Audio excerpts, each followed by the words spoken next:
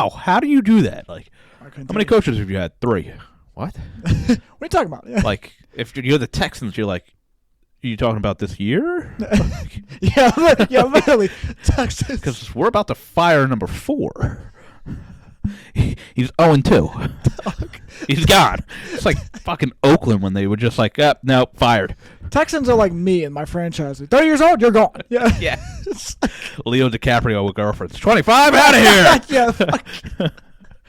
Wait, you can legally drink? I ain't dating you. Oh my gosh, yo. You don't make the cut, you're gone. What? But I'm pretty. Doesn't matter. I'm trying to go to graduation parties, and I'm not talking college. The fuck's wrong with you? Alrighty. Nice. Welcome back to another episode of The Intolerable. Whether you hate us, whether you love us, you'll be tuning in next week anyway, so. Absolutely. I know I will. Yeah, that's right. Yeah, I know we'll be the only 2 viewers watching ourselves. Gosh, we just care about ourselves so much. Look at those handsome men. Yeah, it's like a mom just complimenting her son over and over. You can go over to Grandma's house and she pinches you. You're so handsome. Grandma, stop. None of the girls at school think so. They're all just wrong. They're jealous. Of what? I have a lazy eye and a speech impediment. They love when you're cross-eyed. They love it. Yeah. And they only like me because of your cookies. That's very true, man. Oh, man. No, so I just wanted to go over, because it's been a little bit, obviously. Yeah, we were on like a little, not hiatus. Wow, that was such a crazy moment. Yeah. That's a little loud. It's a solid word. Yeah, it is a solid word. You know, it's 3 syllables, Yeah. right? Makes you sound intelligent, so we gotta. That's why I went with it. We gotta throw it out every once in a while. He's not always retarded. He says some good shit. There's a little bit of knowledge up there. But yeah, well, you know, you got busy with your work schedule. Yeah. And then me just doing my thing a little bit here Living and there. life, yeah, So, you know? You got to get out there and you got to make your rounds with some of your other friends and shit like that. And obviously, with you kind of dipping your toes in with that one girl, This is true. Yeah. You gotta, give that time to see what happens. Oh, there. dude, it's an adjustment. Everything's an adjustment, Like those, like the shifts. I'm still trying to get used to them because it's like I tell myself, like I was even telling Rachel, I was like, dude, I love the whole like you work 4 days, but you get 3 days off, and it's like in a row. You know what I mean? It's I was awesome. like, it's amazing. It's just longer hours. That's all it is. It's just longer days. You know what I mean? I was like, that's the only thing that like. You love it, but then you're like, damn, by the time, like, and then your off days just fly by. Even if it's 3 days, like, bro, they go by. Yeah. Like, because of course it's towards the weekend basically. So Thursday just flies by. The next thing you know, I'm like, oh shit. Everybody's all hyped when Friday hits, and I'm like, damn it. You wake up and it's Sunday morning. You're like, where'd Saturday go? Here I am back in this prison. Yeah, so mad and shit. Back to hell. Yeah, I roll in there and all like, oh my god, oh brother, this guy stinks. I just get furious, man. I don't know, but no, it's just an adjustment with that. And then like you said, when you start talking to somebody stuff like that, it's like you try and like balance, like hanging out with them, and then getting used to the schedule and everything. It's just fucking hectic. Because then me, I'm just a big fucking gamer, and just like I just want my alone time. So like very introverted. Yes, very introvert all the way, brother, man. Like I don't even try to be that way. Some people just think I'm just like. They just naturally see me and they're probably like, this guy's a fucking asshole, bro. He just like pushes people. It's not even that. It's just like, just always been into it. I just feel like that's been my like peace. I've never, you know what I mean? Like some people have people in their life that they're like, yo, if I talk to this person, I can just calm myself down or whatever. Like that shit's always been gaming for me, bro. I just hop on the game. Next thing you know, I'm fucking lost in fucking Harry Potter's world and shit. Just doing Hogwarts shit. You playing that? No, I mean, I can't. It's only, or actually no, I can because they did put it on Xbox. I thought it was a PlayStation game only, but. It came out already, right? Or no? Yeah, I think it came out. I was going to say, yeah. And I know you were kind of hype about it, so I don't know if you got it or not yet. Dude, I just fucking lost it because I saw like this advertisement the other day with this one YouTuber, Chris Move, and he was like, how are we going to get across? And the dude just goes, done another repair out. And I was like, so fucking simple of a spell, bro. And he was like, yeah, that makes sense. I was like, bro, what the It's like so stupid, but it's just like, oh my God, bro. But so I'm going to go over some of the signings and stuff like that happened so far over free agency and just kind of and you could just let me know what you think your personal thoughts are, whether it's a good move for the team or if you just kind of think it was like whatever. So the first one I got is actually more recent. Elijah Moore getting traded to the Browns. I think they traded a second and a third. Yes, I saw that. Which I think that makes sense for him, seeing as how they're kind of stacking up that receiving core room. You know, who the Jets or the Browns? The Jets, I mean. Yeah.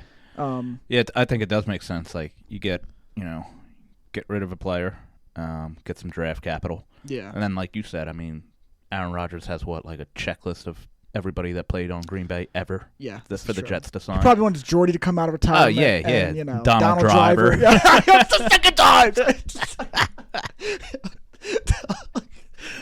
What the hell are we on, man? Yeah, bro. Maybe we got to start doing podcasts on the weekend. Yeah, some kind of evil voodoo is going on right now, bro. No, it's good. It's good voodoo, man.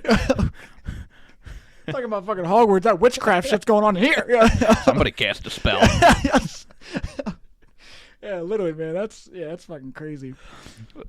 Yeah, I think that's a good move for both teams. Mm-hmm. It frees up some wide receiver room for the Jets if they do want to go out and pursue one of those guys Rodgers wants. Yeah. And then the Browns, get Watson, some receiver help, young receiver. Yeah, hopefully he can actually throw the ball this year. Yeah. Yeah. Oh, yeah, that's the other thing. I mean, the guy was out of the league for, a year? So, and then he played 6 games. He looked like shit. Yeah. That man looked like Donovan McNabb. He looked terrible, bro. But that's the NFL, man. If you go away for a while and come back, it's going to take a while to get readjusted. So hopefully he plays better this year. Well, then, the addition of that. I think that's a win-win for both teams. Yeah. So just an Browns actually making an intelligent move. Yeah, that's for sure. That doesn't matter because they'll find a way to fuck it up. Now, would they give up 2 draft picks? Yeah, it was like a second and a third, I think, or something. So it's not like because they don't. I don't think they either didn't have a first to give up or they did, but obviously I don't think dude's worth. No, I was gonna say not a first round. Not for that. Yeah, I mean, but the good thing is too for him, he was the one that obviously wanted to get out of there. That was when but I think that was more so with Zach Wilson there. It was just because fucking that guy sucks and so yeah, what appears to be not a good teammate. Yes, I would correctly agree with that statement. And then another thing that the probably Jets did banging was his mom anyway. Yes, he probably is. Yeah. Oh my gosh. But yeah, another thing the Jets did was they went out and got Mecole Hardman, the guy from the Chiefs. Oh yeah. Yeah. So, which wasn't somebody I don't think that was on Rodgers' list, but still, that's why I was saying like for them it doesn't make sense. You're just building up a receiving core room. Rodgers already wanted what? Odell. He's got Lazard, but he wanted Lazard, Odell. I think Randall Cobb. Yeah. Which, like, Randall Cobb, what do you want? Like, he just some guy with his AARP card or some shit like that? I don't know what it's about Randall Cobb, but that sucker, bro, I'm telling you right now, I know when to play that man. That just caught me off guard because it started, like, sizzling. Yeah. And, like, it's like pop rocks are exploding, just like, going yeah. up. It's like, what the fuck? I think he threw some Sprite in there. Whoa, like, everybody back up. Yeah. We got bombs over here. Yeah, but, yeah, so they got, yeah, they're just getting a loaded, talented wide receiver room over there, so it's pretty cool to kind of see that the Jets are actually, maybe getting something going, and hopefully Rodgers does finally get traded because that's been in the works for like weeks now. It's like, what the hell's the holdup, bro? Like, this guy's 38 years old. I'm gonna laugh my ass off when he gets traded to like the Titans. Yeah, right. So, yeah, like, they doesn't even Jets go to do the all Jets. this stuff, and fucking Zach Wilson's still like the starting quarterback. Be like, yeah, that's a Jets thing to do. That is a Jets thing to do. It's pain, bro. But they're all in, man. I think they're definitely trying, but I think the Packers are just trying to really milk it and get all they can, which, of course, any franchise is going to do. But, I mean... Well, like, what do you think Rodgers is even worth for, like, trading? Like, what would I don't know if I'd give him a first-round draft pick. The problem is it's going to be something ridiculous. It is going to be something ridiculous. Like, the Jets will probably give up, like, fucking 4 first-rounders they don't even have, and, like, for years they haven't even happened yet, and then they're going to give up, like... second-rounders, and they'll be like, and fucking, you know what, might as well just take that Cougar MILF Zach Wilson anyway. Like, they'll just throw everything in the bag possible. I feel like he would have to be involved in the trade. Maybe, but I know they are big on Jordan Love now. Yeah, so. I was going to say, but why would the Packers do that? Because Jordan Love appears to be their guy, so... Yeah, I don't know, but I just know the Jets are probably going to give up. Like, unfortunately, they're going to get fleeced because, of course, they're just trying to get a star quarterback. They're trying to go in win now mode, and which they easily could because they have the defense, like they're building the the offense and stuff like that. And if you do get Aaron Rodgers, like that division is going to be pretty fucking good next year. You're a contender immediately. Yeah, I mean they already were showing that they were a pretty solid team last year. And then, they just needed a quarterback. Yeah, they just need a quarterback. So yeah, that'd be huge cool for them. But you're right. They're gonna get fleeced because they're gonna give up way more than they probably should for Rodgers.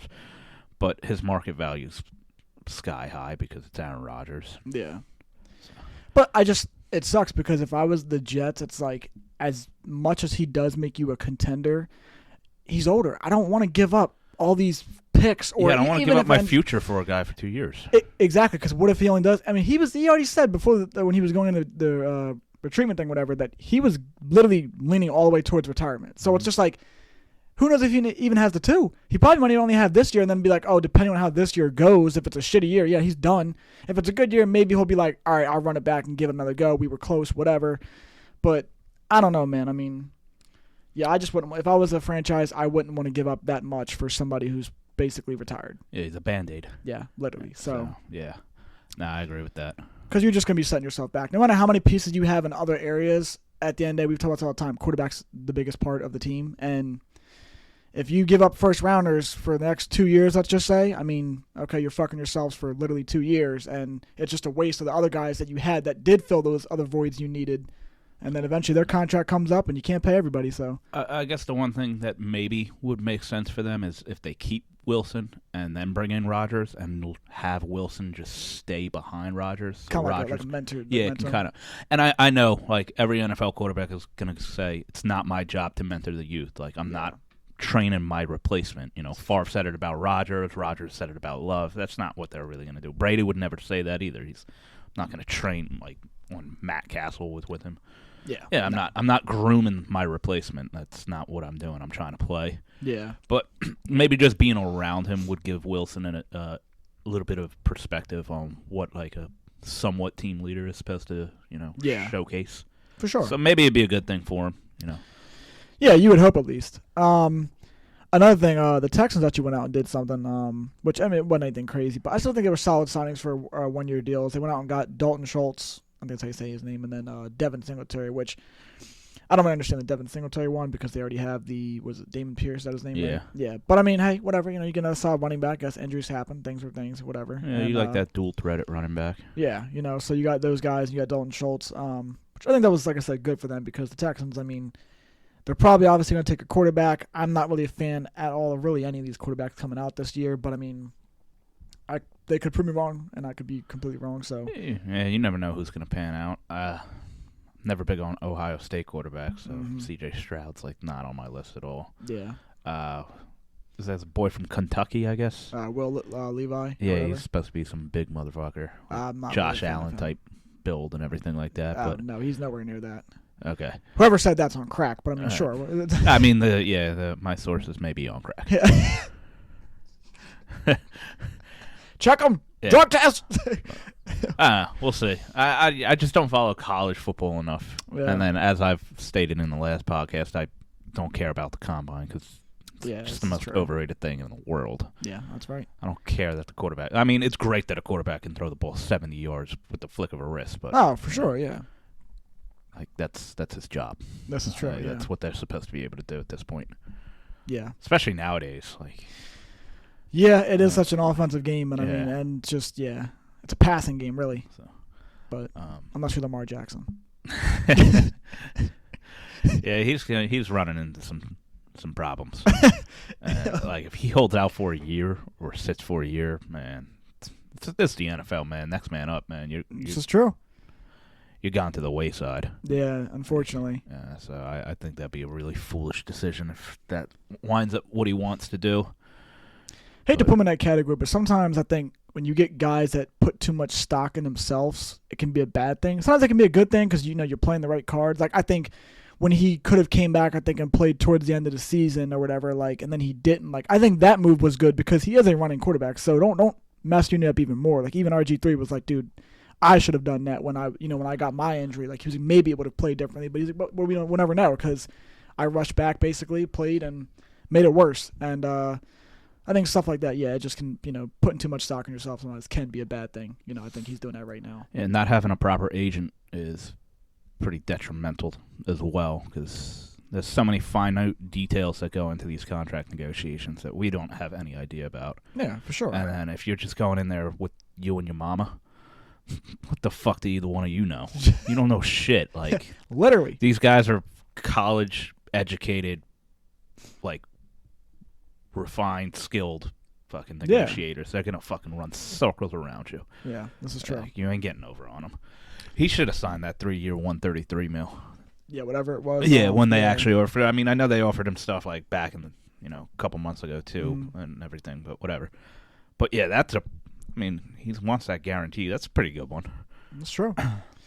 All these guys, they put too much in themselves, and they want some ridiculous contract because that's the way it's going. For most sports, they are ridiculous contracts if you are that superstar caliber player. So I mean, not knocking a guy for trying to get the most. No, not at all. Yeah, I mean, dude, if I was in your shoes, I'd be doing the same thing. Yeah. I mean, if you want ridiculous money, fucking get Daniel Jones' agent because I mean, he knew what the fuck he was doing. I mean, 40, 45 mil, yes, deal. That's why you have agents.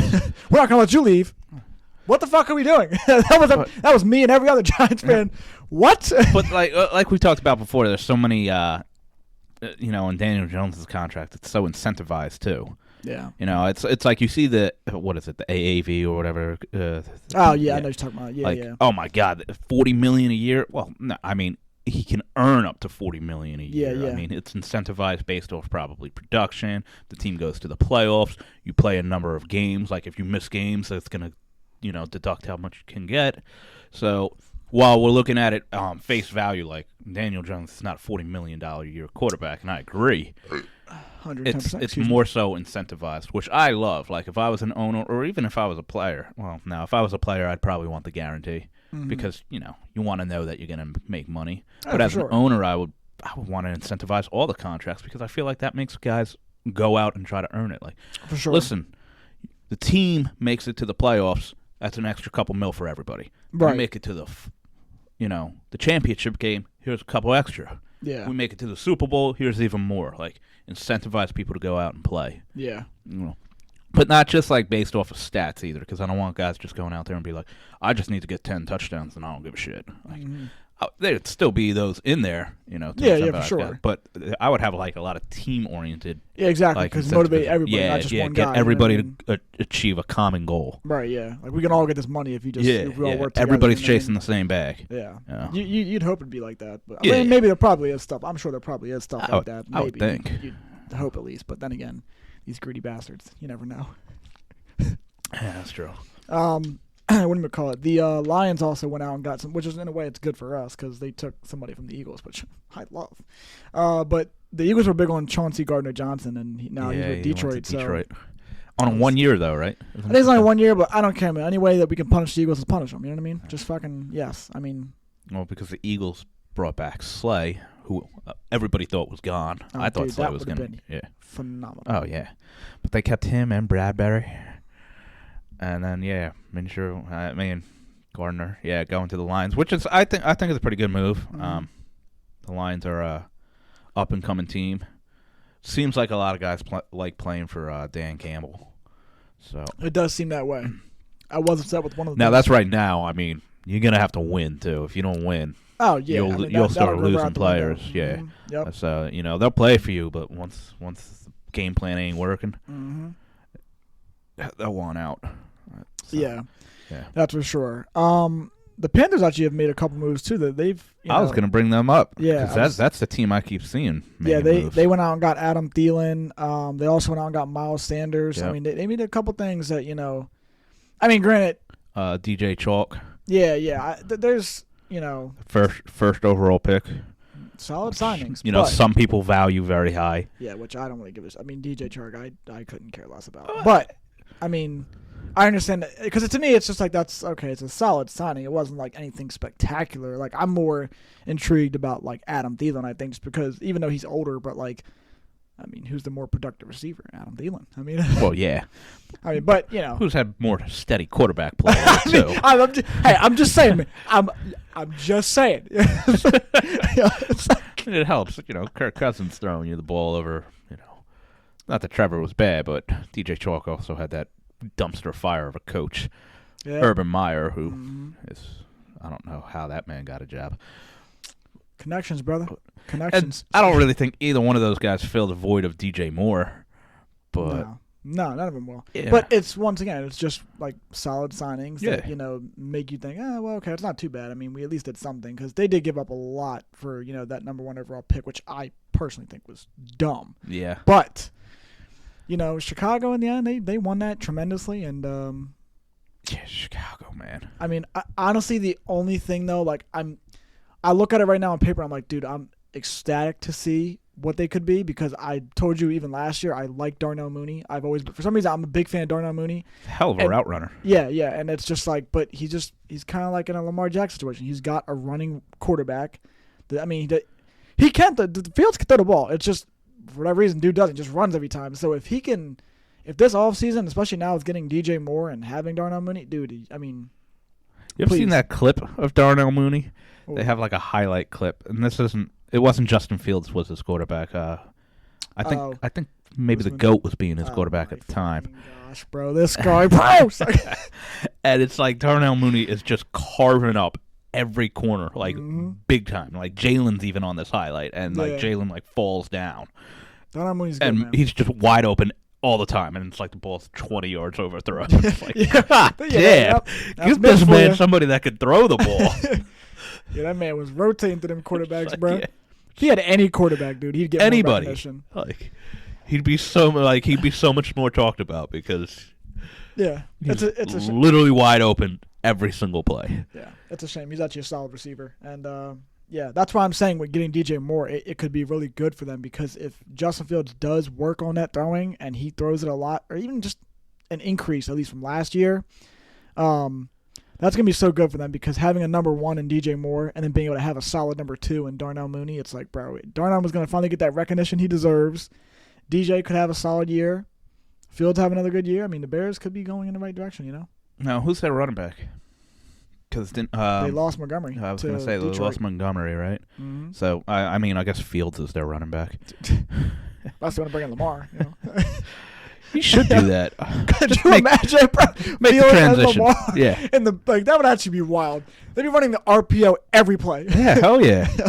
You know? Who the fuck you think's getting the ball? It's like that. Who's getting the ball? Who the fuck you think's getting the ball, Miles? Who the fuck you think? You know, go stand on the sideline. Yeah, they should just start. They should have the triple option and get fucking Hurts, Fields, and Lamar all on the same team every play.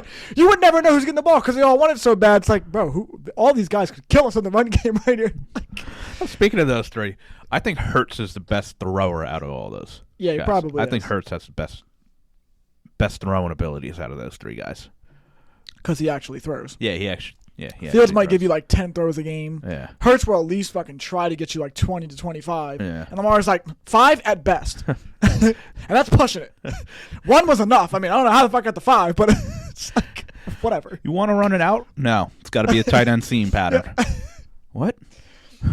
We need to get out of bounds. Can't do it, coach. I'll run to the out of bounds then. The only person that's probably happy that he's the quarterback is Mark Andrews. Oh, yeah, God's loving it. I'm the only guy getting the ball. You know? I get the ball all the time, and all I do is one pattern because that's all I can do. Because if I go the other way, he can't hit me.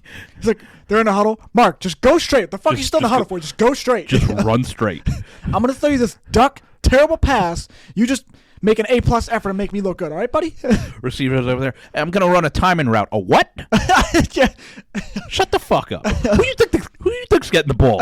Yeah, literally. It's either me or Mark, bro. Shut up. He's not even on the team, man. Shut up, Devin Duvernay. Yeah, you hear that they did get Nelson Aguilar. Did they really? Yeah. Oh, or at least I'm pretty sure I read that. Yeah. I mean, I wish if we had a fact checker, they'd be able to be like, no, you're an idiot. No, I think you actually are right on that, yeah. So they got another guy for Lamar who can't catch a ball. Yeah, because he doesn't need to. Yeah. He's just there. It's like he has an excuse not to catch a ball now. Quarterback can't get him. Dude, I think that's their mindset. Let's just go sign guys that are just going to be there on the field. They're just here to just run around in circles. Yeah, literally. You know what I mean? Your job is to take the quarter out of the field so Lamar can run up the field. Yeah. It's like, gosh, man, I could just go on about this forever because it's like it never ends. It's bro. just kind of fun now. Yeah, it's like who's going to one up the other one? I think they're going to be the ones calling Jordy and fucking Donald Driver out of time. Be like, hey, just go straight. We'll call up T.O. We'll get T.O. back out here. Looking good, man. Yeah, he wants I know to play. He's 48 years old, but hasn't put on pads in 20 years. Yeah, T.O.'s on crack, man. Thinking he can get back out there. That man might take one hit and just be like, you know what? This is why I shouldn't be playing right now. Shit, fuck this. Yeah, man, I thought y'all was divas and shit nowadays. Y'all still here, boy? Wait a minute. Oh, I thought this was flag football. I didn't know this was tag. Yo, I saw the Pro Bowl games. I didn't know what was what. I bet you T.O. could probably come back and actually be okay, though. Yeah, probably, yeah. I mean, he was never able to catch the ball anyway, so whatever. But oh, my God. he's still, like, in shape. He's like saying, yeah, I'm running a 4.7. That ain't it, bro. Yeah, no. Like, what? 4.7? Golly. But, that is hilarious. Also, the Cowboys, I don't really like talking about them, but they did get Brandon Cooks. I don't. Yeah. And, well, they traded for him, right? Yeah, they traded for Brandon Cooks, and which I mean that was Brandon Cooks regardless was gonna be gone anyway. He wanted to be gone, I think, last season during the season. I think he started sitting out, I think, towards the end or something. But yeah, he just fell off a planet, man. Yeah, I mean, which actually is crazy because he's really not that bad of a receiver. He's not great, but he's another solid receiver. He's productive. Yeah, that's what I mean. He's productive. So I mean, it's just going to Dallas. I mean, Dak's gonna finish the year with like 30 touchdowns and 30 interceptions. So I mean, it doesn't really matter. Actually, I'm sorry, that was wrong. 30 touchdowns and like 60 interceptions because it's double whatever he produces out there. But yeah, solid signing for them. Can't even hate on that. It's a good move. They gave up like a 5th and a 6th, so that's a win in my book, to be honest. I think that bigger signing is Gilmore. Yeah, Stephon Gilmore. This is very true. Like that's huge, man. They need help in their secondary. I know people are huge on Diggs, but he puts up numbers, but you might as well call that guy toast too because he gets fucking burnt all the time. Having Gilmore on one side and him on the other, you have your actual number shutdown one, corner. and Gilmore, yeah. Correct. And then you have the guy who, as I always say, the opportunistic corner, who he's going to get burned a lot, but he might make a couple plays too. And yeah, I'd rather have that guy on a secondary receiver than for sure. one. Yeah, exactly. So if he's taking a chance, at least it's on a guy that's on a number 2, not the number 1. Yeah. Number 1 might also have a good chance of coming down with that ball just as much as you do. So I want the guy covering D-Hop to be fucking covering him, not trying to bait the quarterback to throw to him because throw the ball, I dare you. Fucking gets burned for a D-Hop. 6-yard bomb. I'm gonna throw it to D-Hop. Yeah, this guy's an idiot, man.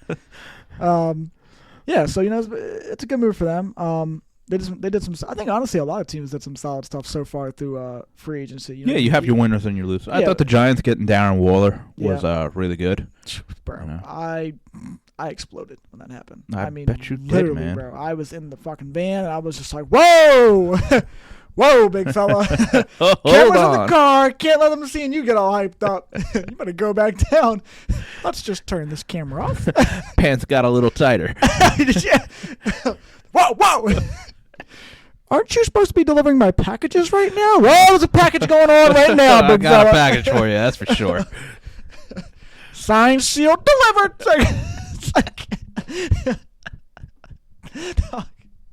I was hyped, man. We got him, and we got I don't know how to say his name like correctly, but it's the linebacker from the Colts, Bobby O'Keefe. I don't know how you say his name, but he's a really good coverage linebacker, okay. And so it's just overall good because we lacked in that linebacker department, so it was good getting somebody like that. I was just excited for more. So I was obviously excited about getting Darren Waller because for once, I mean, and I just hope we can actually do something. But I don't want us to fucking typical New York, get something get a really good player and just make them be like, oh well, he's there. Like okay, not the same. But when we got Brandon Marshall, my hopes were so high because I'm like, even though he's older, I'm like, he's still a big body receiver. You're thinking, okay, red zone threat, and dude never got utilized. And then even when he was, he got injured or fucking the ball would be way overthrown. It was just useless. And I'm like, well, this is great. I mean, I liked Brandon Marshall. Honestly, I thought when we signed him, Brandon Marshall was signing just because it was New York, and Brandon Marshall was trying to get his his media persona actually going, because he's involved in. Now he's doing I Am Athlete. Yeah. Okay. Yeah, that's the podcast. All right. Yeah, he's doing a podcast, but I know he was for a little while. He was on Showtime inside the NFL and shit. Oh yeah. And all that shit shot in New York. I honestly thought a big reason he signed with New York because he played with the Jets too. This is true. Yeah, that was early on in his career. Yeah. I think he wanted to be in New York because he was literally doing that while he was playing in the NFL. He was doing episodes and being on that show. So yeah, for sure. That might have been more of a calculated business decision than it was to actually play. I mean, either way, I didn't argue with it. I was excited in the moment. I was like, this is a good signing, you know. Good receiver. But I like Brandon Marshall. I was gonna say I've always been a big fan of. Even when you go back and you watch the early years, you're like, damn, this man was dominant. Yo, on the Broncos, you watched some of his highlights, dude. He was a menace. That man was next level. Even with the Dolphins, like early on, sheesh. Yeah, he was something else, dude. You think about some of these guys, man, like, oh my gosh. That's why I love playing Madden sometimes too, because even when you play like Ultimate Team and like certain cards come out, like there'll be guys you fucking forgot. Like, what the. Eddie Royal? I'm like, now you heard that motherfucker's name, and like, nah, he wasn't all that. But I'm You're deep diving there, dude, man. I'm telling you, man, there's dudes like, I got that Madden fucking 13 trivia like in the back of my mind, bro. I'm like, damn. Look at that brother, Eric Decker. Like, I start naming all these guys, and you're like, oh shit. That man finessed the Jets. He fucking finessed the hell out of them. Give me the money. Good. Give me the money. Dude, it's a whole different game when you got Peyton Manning. Yeah, you know. exactly, all it man. was, bro. It's so different. Like, why was he so good with the Broncos? Well, I'll give you one guess. It's the same. It's the same with Tom Brady. When you like before, like when he, you know, obviously was with the Patriots, like, and you go down that list, like, dude, he made those white receivers look fucking not even racing. But I'm just saying, he made them look good. Like you look at these guys, you're like Chris Hogan. Yeah, exactly. Like, come on, bro.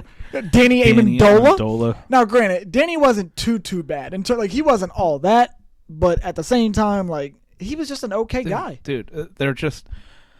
The thing about those small white receivers is they're efficient in short yardage because they're quick, but they don't got the top end speed. And correct. Quarterbacks like Tom Brady and Peyton Manning love that because they want to get the ball out. They don't care if they're throwing for 20 yards or 5 yards. Yeah. Or if it's a fucking 1 yard pass, whatever. They just want to get the ball out of their hands, and those small little white guys is what they excel with. Yep. Which is why, Amendola, Edelman, Wes Welker, they all have fantastic seasons and careers with those guys, but. Put him anywhere else. Put him anywhere else. I don't think, like Wes Welker, he was like a jack of all trades with the Dolphins. Yeah. But it was like whatever. The Dolphins didn't care that he went away. He goes to the Patriots, becomes what he becomes with Tom Brady, and then late in his career he plays with the Broncos and Peyton Manning. So he had the two type of quarterbacks that helped him. This is true. Achieve what I think he really, I don't want to say he's an overachiever. I'm a Wes Welker fan. I liked him, but at the same time, it's like, you definitely benefited playing with the two quarterbacks that. Dude, you're always going to benefit if you're playing with those guys ever. I mean, to sit there and be like, he was one of the best receivers in the league at the time. It's like, dude, he was not fucking Calvin Johnson or Julio Jones or anything like that. Like, stop. Yeah, that's not in the same category. I mean, we're talking about a whole different game here. I know he has all the fucking receptions and shit like that, but it's like, come on, guys, like. That's why you have to look into who's throwing them the ball. Yeah, who's throwing them the ball and like what kind of style of play. And I love them, but it's Wes Welker he was the number one, but he was not a number one receiver. To me. The one guy that I know was a number like Jordy Nelson was actually a number one. That guy, that dude was a problem. Yeah, Jordy Nelson was like a real like receiver to me. Yeah, he was. I was a big fan of that dude. Him and A-Rod had that special connection. I was like, damn, bro, these suckers right here just. Yeah, they were something special. Dude, you think about early on, like I said, when Aaron, first started, and he just, that shit was just fun, bro. Just watching, because they had a good receiving room. Well, they had Greg Jennings. Yep, Greg Jennings, another great receiver. He was really good, too. Good receiver, sorry, not great. Yeah. I said too much there. Yeah. It's like, slipped out. Whatever. I mean, he might go in the Hall of Fame for the Packers, like Greg Jennings. Not like the actual Hall of Fame. Yeah. I don't know. Nowadays, it's like, you played in the NFL? You're in the Hall of Fame. Here's a gold jacket. You'll get there.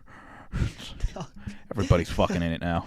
It's like it used to be exclusive. Now I just feel like it's so watered down. You played with Tom Brady for one season? You're in. My God. I mean, since he's got 7 rings and all, you're in. Yep. What? I didn't know it worked like that. Like the Julian Edelman argument. I'm sorry, no. Yeah, I would agree. And then people bring up, dude, look at his postseason stats. And it's like, well, when you play in the postseason every fucking year, you're going to have good numbers. You're going to have higher numbers than everybody else because you've played 40 fucking games in the postseason. Most guys are lucky if they play 8.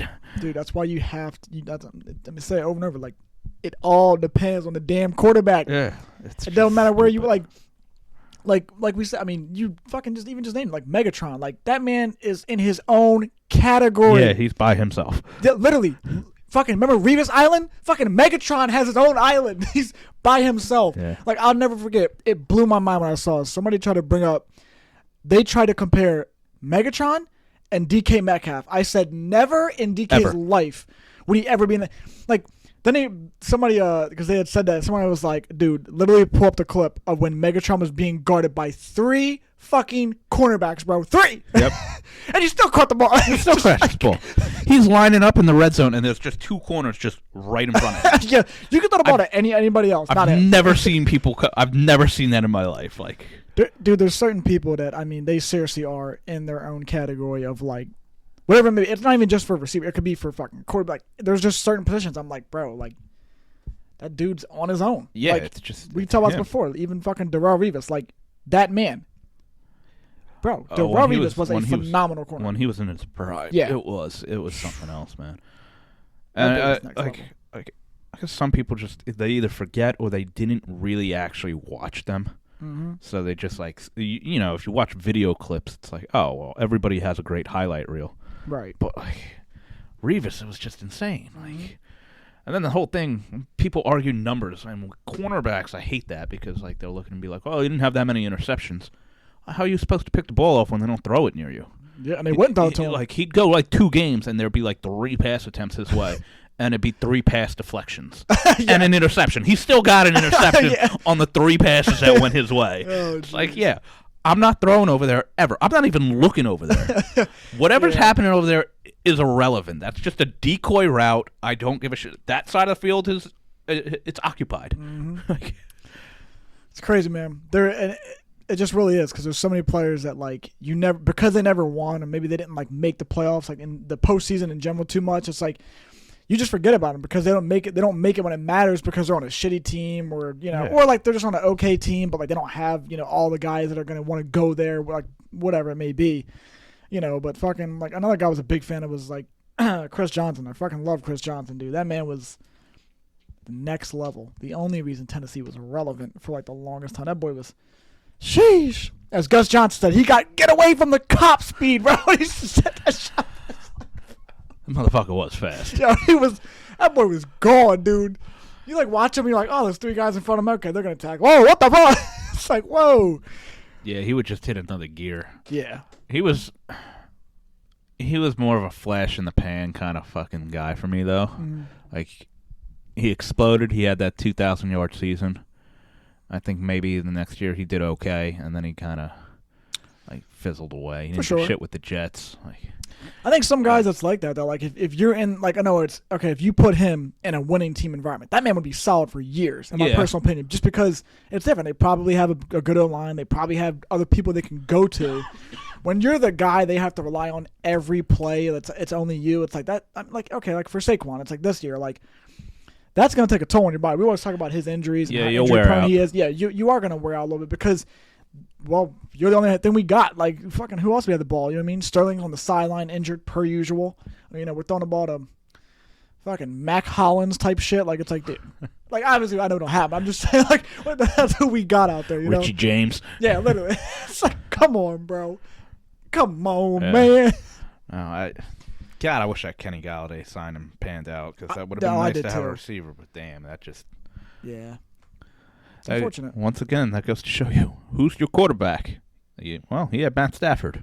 I guess that's why he was good because he wasn't shit for us. Yeah, I mean that is true, man. Like even like what I was like bringing back like Darius Slayton. Like honestly, like that's a guy. I mean, now here's a guy. Yeah, literally. Now here's a guy.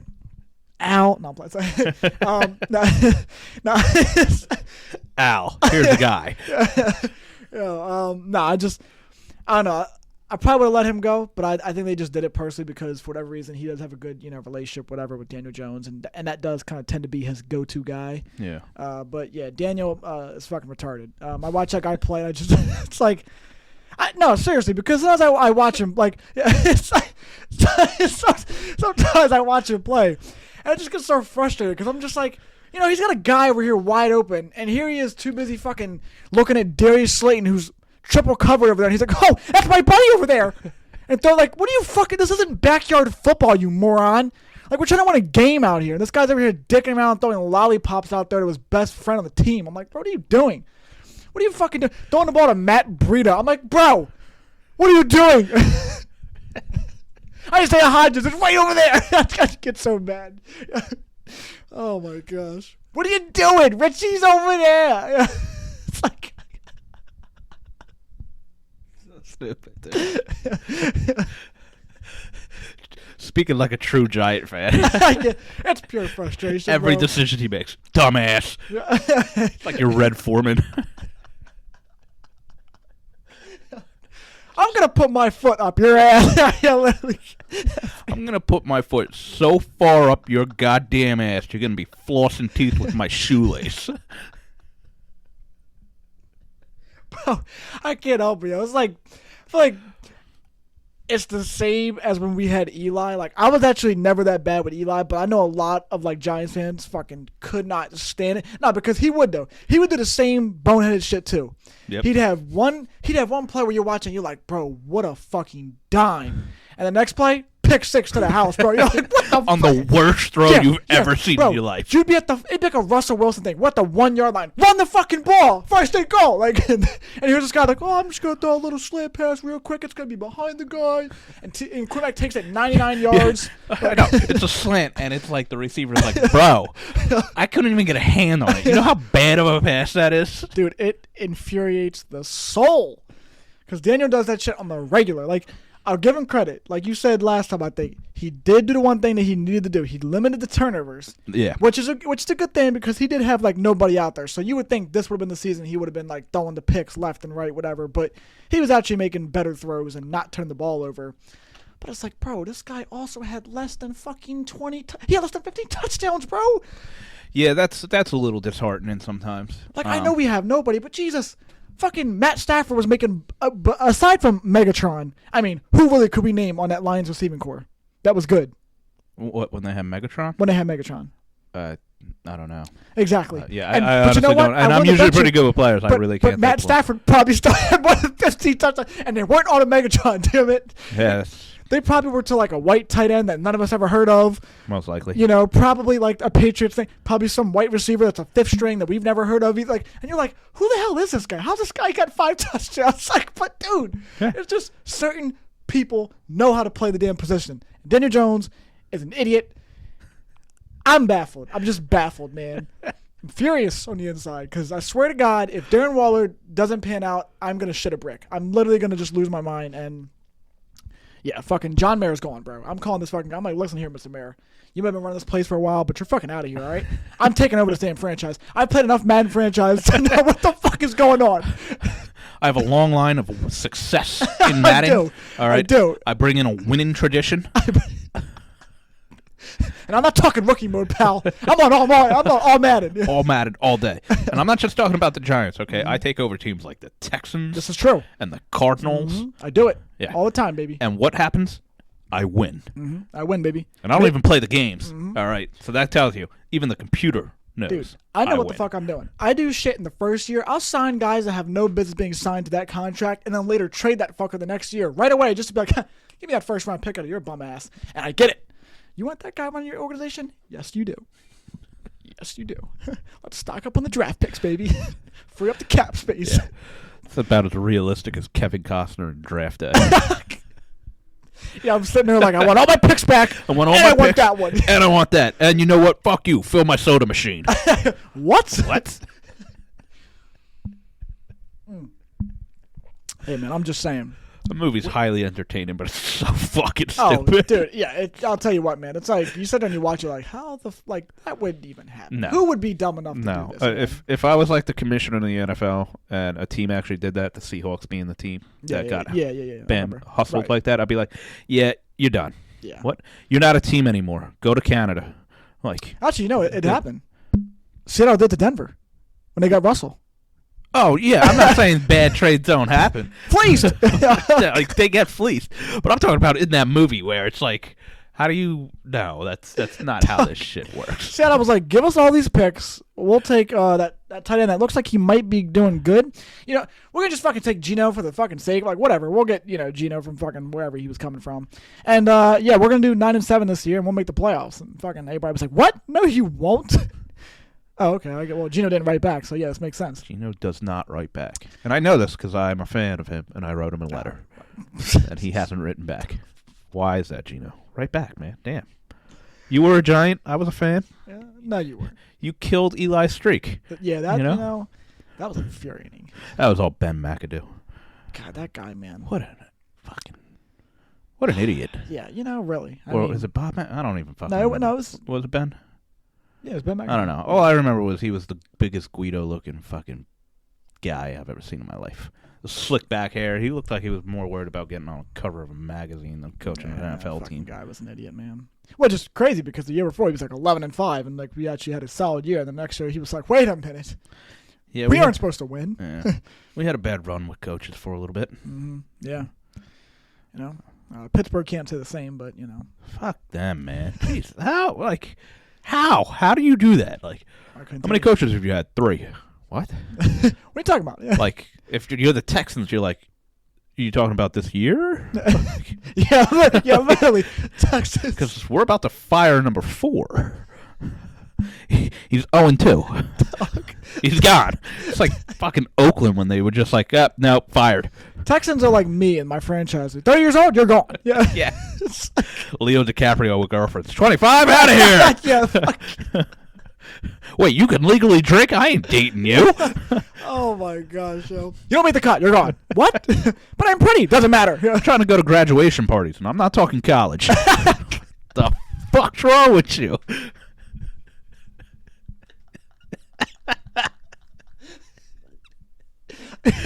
Oh, that's good stuff, man. Yo, Leonardo is one funny ass dude for some shit like that. Fucking so great, dude.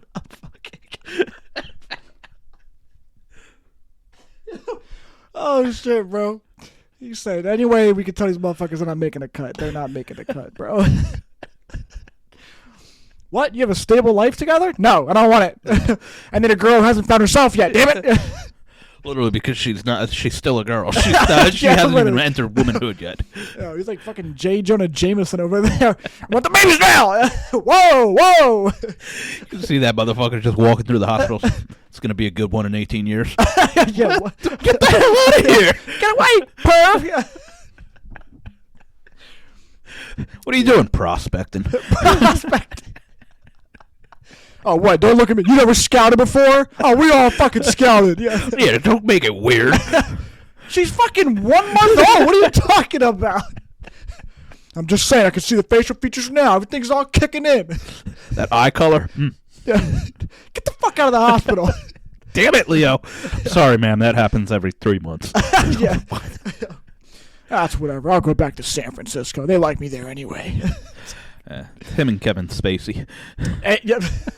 Except he's on the other side. Oh, jeez, bro. Oh, jeez. That's well, wrong. We're done. That's so wrong. We're gone. Got a little off topic there. Yeah. Hey, man, that's good stuff. That's good quality right there. Still a couple more I'm going to talk about. Another good one, actually, for the Bengals is, because their one big weakness that everybody knows, that offensive line is horrendous. Yeah. But they did go out and get Orlando Brown from the Chiefs. Nice. Yeah, Okay. Yeah, so they got him playing left tackle, and one can only hope. I hope for the sake, I swear to Jesus, that man better be protected next year. If I see Joe Burrow get sacked more than 10 times, yo, I swear to you, bro, I'm making a fucking phone call. Okay, you're going to be making a phone call because the motherfucker's going to get sacked more Listen than 10 times. You protect that man with your life, damn it. That's a really solid pickup. It's a great pickup for them. Yeah. They needed it. I mean. You hear they're also, like, scouting Zeke, the Bengals? Like getting Ezekiel, you talking about? Yeah, like I didn't know he's that. like on their wish list, or Zeke's wish list. It was he wanted to go to either the Bengals, the fucking Eagles, or the Jets. That's what teams like Zeke was like. Oh yeah, I'd like to play there. Well, I mean, now with the Eagles losing Miles Sanders, you wonder if maybe he'd go there. Yeah, well, but they got Rashad Penny. Oh shit! Yeah, I did forget about that. Yeah. So like. That guy's always fucking, Yeah, he's injured, but I mean... He plays like 4 games, and then you're just like, what the fuck happened to him? When he plays, he's pretty good. Oh, I know, yeah, he plays like 4 games. You're like, oh, whoa, okay, 150 and 2 touchdowns? Oh, that's pretty solid. Yeah. Good back. Oh, wait, you're injured for the rest of the season? Oh, okay. That sounds about right. Yeah, that's literally how it goes. So, I mean, but I feel like for him, he's probably going to want to maybe get that, play them twice a year. Maybe. I mean, but you said what? It was the Eagles, Bengals, and who was the 13? Or was it just the those Jets. Two? I don't know why the fuck you want to go there. They've already got like 2 solid running backs, don't they? Well, that's the thing. I'm like, you might want to go there, but these teams aren't going to want you. Like, if I'm the Jets, Zeke, I have nothing for you. Yeah, you got Michael Carter and you got Breece Hall, Breece Hall was having a great year before he got injured. Yeah, so exactly. Why would a team get 3 Well, running the same thing with the Eagles. I just got Rashad Penny. I'm not bringing in another running back. I think they still have Gainwell, right? Yeah, but that guy's not. Yeah, but like, I'm not looking for Gainwell to be like the number two, but he's a nice change of pace guy. Like, I like kind of Gainwell. Yeah, no, I get what you're saying. You know, he does what he needs to do. And then sometimes, you can't help but root for the guys that really wouldn't be much on anybody else. But like for you, you're like, oh, on our team, you actually contribute or you do something. Like, I hope they get rid of fucking Boston Scott, that little when fuck. He plays us. Yes, I agree. He sucks, and then he plays the Giants, and he's the greatest running back I've ever seen in my life. Yeah, that man turns into like fucking Percy Harvin. It's all of a fucking sudden, insane. The man's just like, let me just return this kick real quick, and you see his stats? He's got like 19 total career touchdowns. Like 15 of them are against the Giants. Oh, I know. It's like, dude, fuck this guy. I just think he doesn't suit up any other game until they get to us. Then they're like, whoa, buddy, we're going to put you in the game. What did we do to that man's family? Like, maybe they're Patriots fans. Yeah, there's got to be something. There's got to be like some ulterior motive why like this guy is non-existent for 14 games, and then he somehow runs for 500 yards and 6 touchdowns in 2 games against us. Yeah. It's unfortunate, but sometimes some guys are like every team I feel maybe not every team, but some teams have that. Like they'll play somebody and I'm like, dude, every time we play this team, this one guy specifically cooks us. He does nothing all year, every year, but he plays us and all of a sudden he cooks. We always have a guy, Jason. Remember Jason Witten? I mean, granted, he was great anyway, but God, when he played us, dude, he murdered us. That was just painful and to watch. And it's pain because he's slow as shit. Yeah, but it's like you're wondering how the hell this guy got open 40 yards down the field. You're like, what the hell? He runs like a 7 flat. What are we doing? Running with his helmet off and shit. You're like, just hit him. Yeah, take him out the game. Looking like a demented ox. Carrying a loaf of bread. It's like, God damn it. It's like why does he have 18 catches? Yeah, literally. This guy's just like, oh my God, it's pain to watch, man. Him and when fucking the Eagles had Brent Selleck. Oh my God, bro. Yeah, he was a problem. I'm not saying he really like killed us like that, but like he's another guy that was like a slow ass tight end, but just he'd finish the game and you'd have like 100 yards or like 80 yards. You're like, how the fuck did you get this many yards? You're slow. I know, it's crazy. I mean, he's literally moving at snail speed and somehow he's gaining 10 yards here. What the hell, fellas? There's no way you guys out there running 4 fucking 7s can't catch this fat fuck. Get him. Pick his kneecaps out. Chop him at the knees. He's like a fat wannabe Gronk. Just take him out. The bounty scandal's back on. Yeah, literally. Call me Sean Payton, damn it. Get all furious and shit. Oh, man. Hey, man, that's just the way that shit goes sometimes. One thing, I'm not going to lie, though, I was a little sad to see this, but Jamal Williams going to the Saints, man, that shit kind of broke my heart. Because Jamal, I feel like he fits so well in Detroit, and he's the kind of guy, like, it's like an underrated guy. Like, you don't really realize, like, he's not great, obviously. Like, he's good, you know what I mean? And he scored a lot of touchdowns, and the Lions had DeAndre Swift. Like, DeAndre Swift just straight lost his fucking job. Pretty much. But, like, I don't know, like, just Jamal's personality, like, sometimes there's just guys that, like, they just bring that, like, that energy, I feel like, in a way, to, like, the games, you know what I mean? Like, all the time, the practice, everything. Like, Jamal's that kind of guy, and I'm not saying it's going to make that much of a difference, but in a way, sometimes you don't really realize how much you need that guy until you don't have that guy, Yeah, he could be like a clubhouse leader or just like the emotional leader or some shit like that. And it sounded like, from what I read about, the little bit I read, like he wanted to stay with Detroit, but they didn't really offer him what he wanted, so he looked elsewhere, and then he wound up signing a contract with the Saints, which was literally the same contract that the Lions offered him. Oh, really? So I don't know if there was like some conflicting ideas or something that may have went into it, or just they left a sour taste in his mouth because... Actually, you know what? It probably... Because he didn't sign with the Saints until, I think, after they went and signed David Montgomery. Yeah. So that probably was like... Even if he was getting paid, he's probably like, oh, well, I thought I did good enough to kind of have this job. So, and I mean... Yeah, you never know what goes on during the negotiations or behind closed doors. And, yeah, I do agree with you. I mean, the Lions... I thought Jamal Williams was... He was really... He played really good last year. He did. He took over the starting job for DeAndre Swift. Yeah. So it kind of sucks that, he left. Because he does. He just seems like a... He just seems like the right fit for Detroit. Like, that's the kind of guy you're like, nah, you know what? Fucking... Yeah, I'm rooting for this guy, man. Yeah, I really am. Big time, yeah. So hopefully he plays well down in New Orleans. Yeah, I hope so too. But I don't really understand that signing. Like, they've already got I mean, I guess because Kamara, I think, is in like the legal trouble. So I mean, I Yeah. guess maybe that, but I don't know. Kamara is like, he's like becoming like almost wishy-washy to me. Like, that's true. he's Yeah. really good sometimes, and then he disappears sometimes. And Yeah.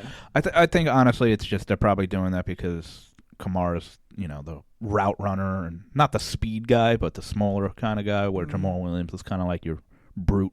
Yeah, you're a big bulky guy. Yeah. And that might help Kamara a little bit because when it was him and Ingram, who Ingram I think of as like a brute type running back. Granted, he's not like a big guy, but he's a solid guy.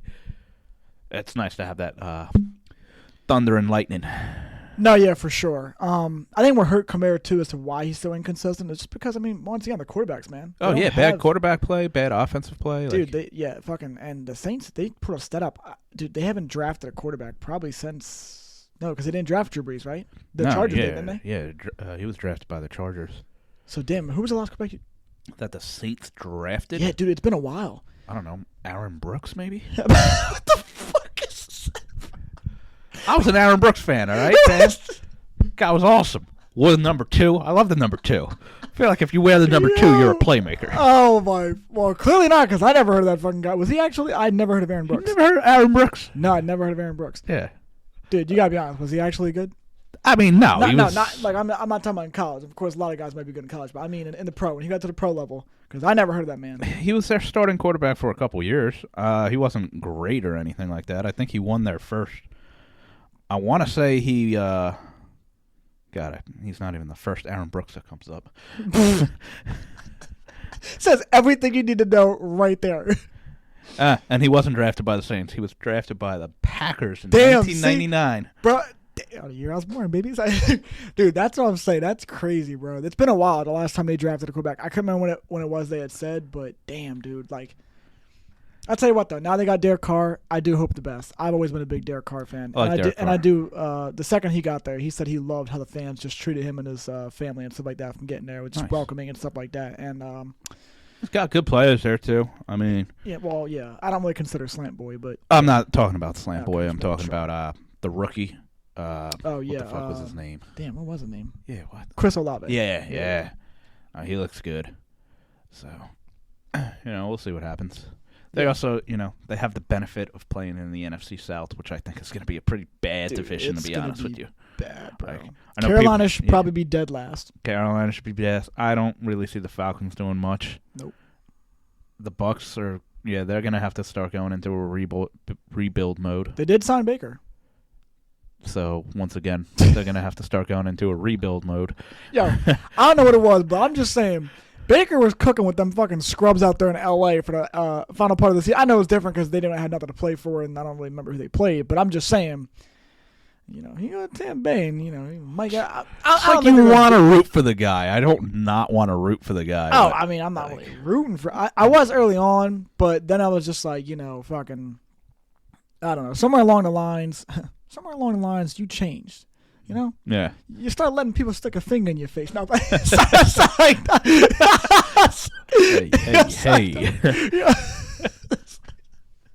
That's Rocky, bitch. It's like... I'm down. I'm on that nonsense. No, but what do you call it? Yeah, no. You would think you could do good just with the...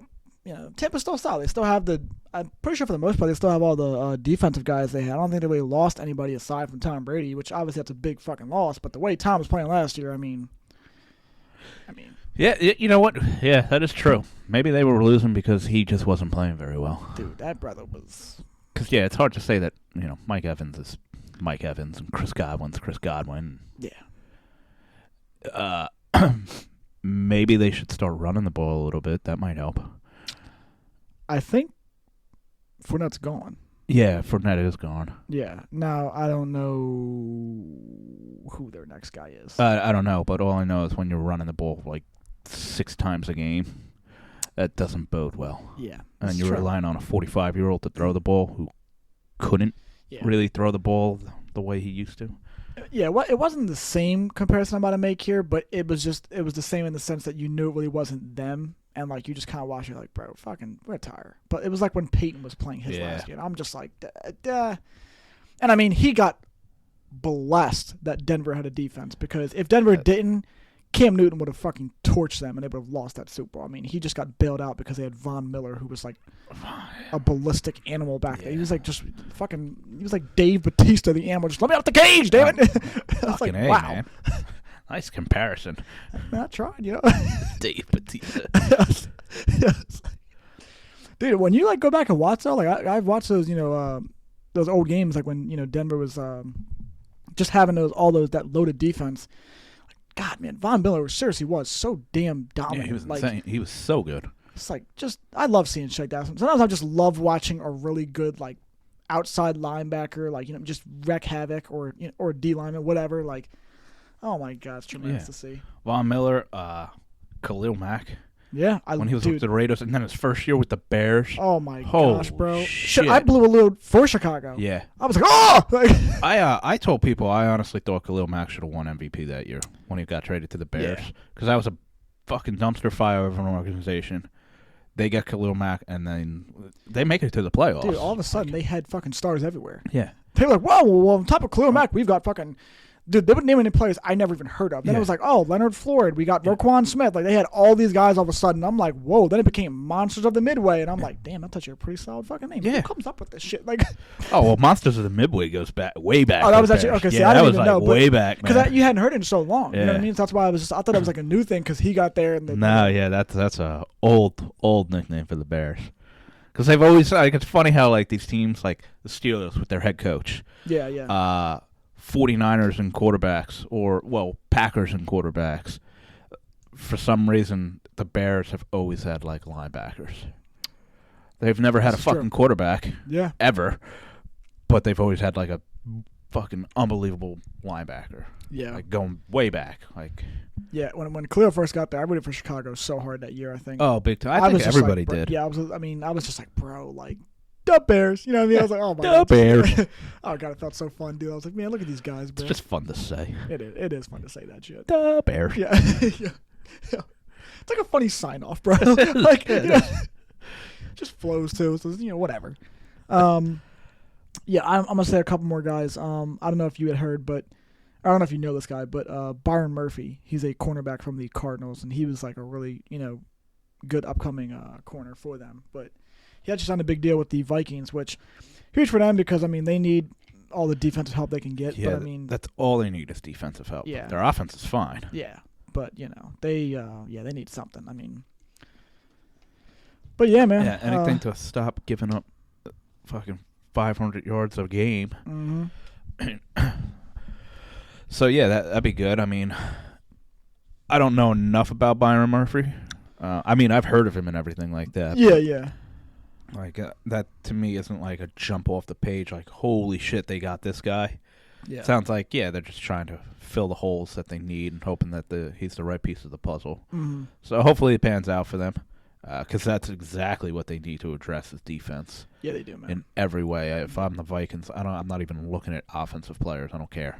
Yeah, they needed that defensive help bad. Yeah. I just think it's huge for them because, I don't think he's like a big, like, he was a number one because he was in Arizona and they didn't really have like crazy good corners, but yeah, he's a good signing for them because, like I said, they need it. And it's one of those teams where I feel like if, like you said, they kind of work on that defensive end. They're not. The problem is not the offensive end. They're capable of scoring the points, and we saw that last year. Unless it's prime time, they will score. Yeah, absolutely. Well, until they move.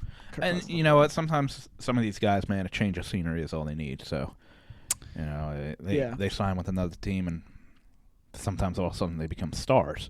Right. And then alternative is sometimes these stars that sign with people all of a sudden wind up becoming, shells of themselves. Right. Yeah. Like when the Namdi Asamoah.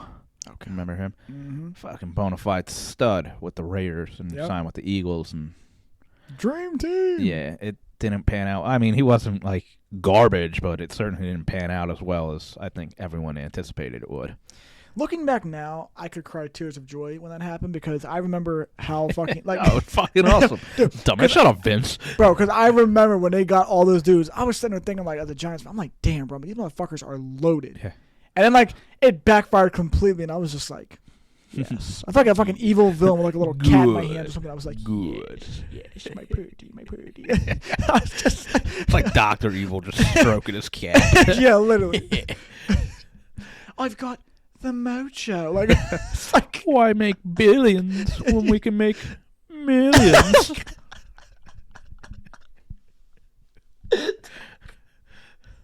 that's good stuff. Billions more than a million. Oh, jeez, bro. Yeah, and you know what? It's fucking phenomenal. It's just phenomenal when you see. Well, it's also great because, Vince Joe comes out with fucking Dream Team, and God, did they get crucified for that shit. Mm-hmm. I loved it. Oh, dude. I think everyone will. Unless you're an Eagles fan, obviously. But yeah, everybody else was just like, yeah, Dream Team my ass. Okay. Yeah, fucking, you're dreaming about it. Yeah, that's right. It became a nightmare real fast. Yeah, literally. Turn into Freddy Krueger in this bitch, baby. 1, 2. Yeah, the league's coming for you is what it is, bro. Yeah, it ain't right. just Freddy, dog. It's everybody. That's just good stuff, man. I think it's funny sometimes. I think that works out. I'm not gonna say all the time, but sometimes I think like when the stock is. That's why I say sometimes it's better to not have all the hype on you, because when you go out and get all these good signings, or you have a great draft, it's like the expectations are so high, and it's like when you don't live up to them expectations, oh my lord, bro, shit can backfire so quickly. Teams will just be like, oh shit, we were supposed to be a 11-win team, we only got 5-6 wins. Fire everybody, like yeah, you go to like fire sale. Like none of this worked. Yeah, literally. All of you are gone. Yeah, no, I completely agree. Those expectations add weighted pressure, and when you're not living up to it, I mean, talk about ourselves just with fucking bullshit playing cornhole or some shit. Like, you're not shooting how you should because you expect yourself to be good. Yeah. Like, all of a sudden the pressure gets into you, and like it's like quicksand, man. You start trying to do shit and it ain't working. Yeah. You get more frustrated. Yeah, these teams with these high expectations and that pressure, sometimes it's that weight gets on top of these guys and they crumble. And it's not because they can't handle pressure. It's just, damn, you just get in your own head. Yeah. And you just start fucking, why is it not working? What do I need to do? And you spiral out of control. You do, man. Yeah, I agree with you 100%. I'd rather come in, not as like the complete underdog, but like, it's like, okay, at least just like middle of the pack, Middle of the pack, yeah. Some expectations, but nothing crazy. Yeah. Because I mean, we can deal with that. But when people, but it is better though when you are like when no one really thinks about you. Because then all of a sudden when you start winning and shit, then they want to hop on the bandwagon. You're like, fuck off, bro. You had us losing. You know what I mean? Like, yeah, you're not a believer. Yeah, like that's like I said, I know I've said it before in the past, whatever, about like Saquon and shit like that. But that's exactly how I was, bro. When so many people counted that man out because of the injuries. Because I know for a fact I was still sitting there like, nah, bro, this man's healthy. Like I want this dude back. Like. I just had him in his back even when he wasn't injury prone. I fucking had a friend of mine that dude was like, I feel like convinced, and he was already ready to be like, yeah, whatever, like just let him go type of thing. And I'm like, bro, no, like, you know what I mean? But so many people, they're just so quick to pull that fucking trigger of like, oh well. I was on the platform, not on the train. I didn't jump on the train, but I was definitely on the platform of getting rid of him. I remember talking to you about it. I was like, yeah, well, he's still got value. We get some draft picks. He's a running back. They're replaceable. You were like, nah, man, keep him. Because when he's healthy and he plays, he's going to fucking ball out and be the best player on the team, one of the best players in the league.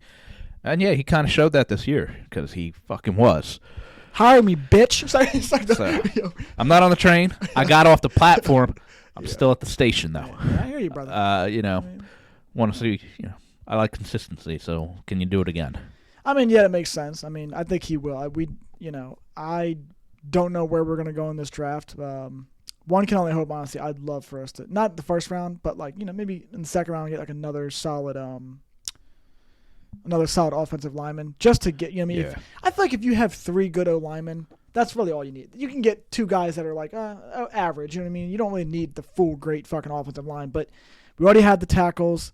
Give us like a solid center or like a guard. Yeah, inside line. Yeah, either way, and then I'll just roll the dice with, okay, fucking fill that void at the left and right guard position or wherever we go. But that to me, I feel like you'll do good enough. And giving that to Saquon, it's going to be tremendous. Let that, like, the fact that he has to make the play 90% of the time and it's him, and you're literally watching and you're just like, well, that was all him. Like, you'd love to say it was a blocking. And sometimes it is, like, if it's on the left side with Andrew Thomas, but tackles are for your passing game and guards usually are for your running game. I so know. we need the guard. Yeah, you got to give him the pull. Yeah, you know what I mean? To help with the running game because Andrew Thomas is awesome. Oh yeah, he's phenomenal. I think everybody shit. I was happy about him when we first drafted him. I know you remember that because we were down there. Yeah, and you were. I was like, yo, they said he's like the most pro ready. That's the one I'm fine with. Because I think that was the same draft they had, like Mekhi Becton and a couple other guys. And I didn't want him at all. I was like, yeah, I don't fucking want this guy. Yeah. Like, no, he's panned out the best. Yeah. By far. Yeah. And I'm like out of all those guys, whatever tackles were in that draft class with him, yeah, he's panned out great. As long as it wasn't, Landon Dickinson. I don't know if they were that in wasn't the same one, I draft. don't think, no. And even if they were, I mean, it's not like Andrew Thomas is far behind, dude. I mean, he struggled when he first got in. But, man, has he been fucking... No, Thomas is one of the top left tackles in the game right now. Without a doubt. Yeah. Just so nice because I always think of the NFC East when it comes to tackles and how often every other team had a fucking stud. And it was always like, we'd never have one.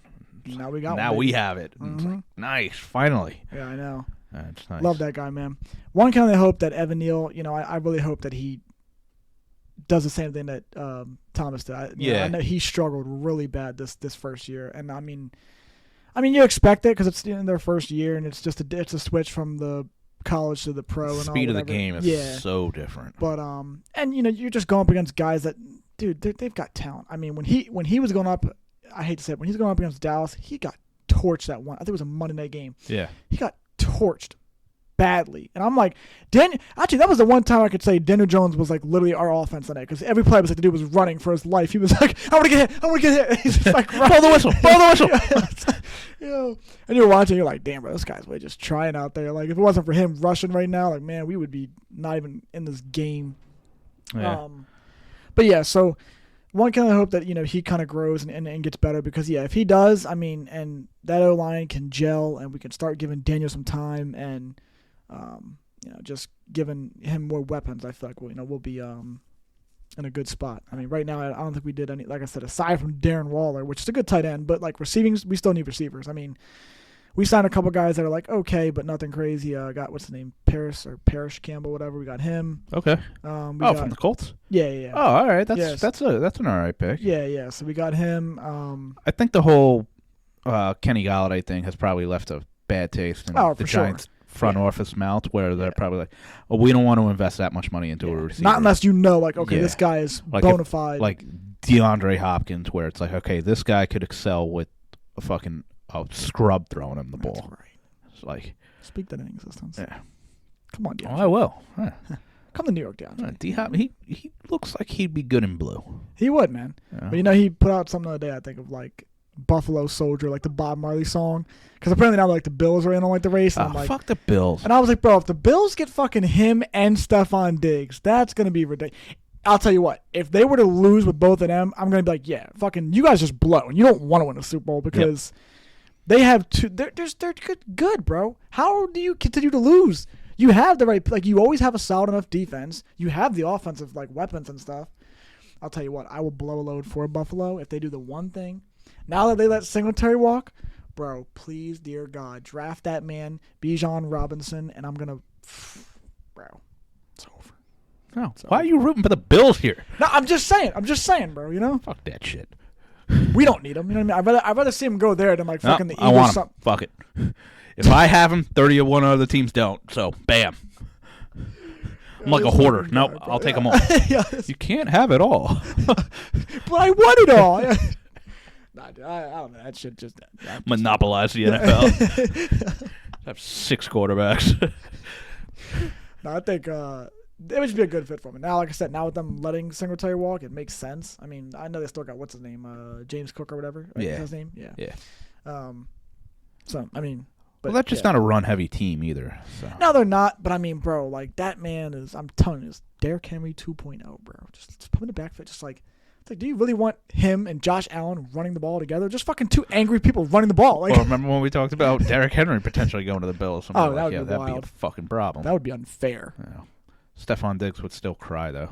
Which, if I was the Bills, dude, I'd fucking do it.